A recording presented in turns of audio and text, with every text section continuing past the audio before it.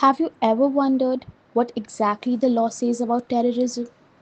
We often hear this word in the news, but legally, what does it really mean? I'll tell you. Terrorism means using violence, fear, or threat to disturb public order or to push some political or religious agendas. In India, terrorism is mainly dealt with under the Unlawful Activities Prevention Act, also called the UAPA.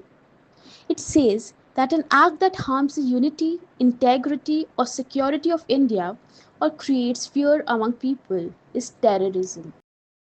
For example, bomb blast, hijacking planes, cyber attacks on security system, or raising fund for terrorist groups. All of this come under terrorism.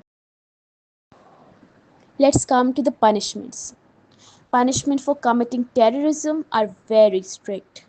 A person found guilty of this offense can get life imprisonment or, in most serious cases, even the death penalty.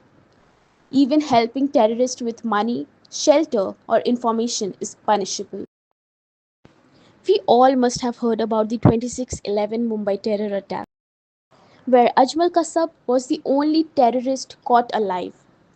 He was charged with murder, waging war against India, terrorism, and other serious crimes.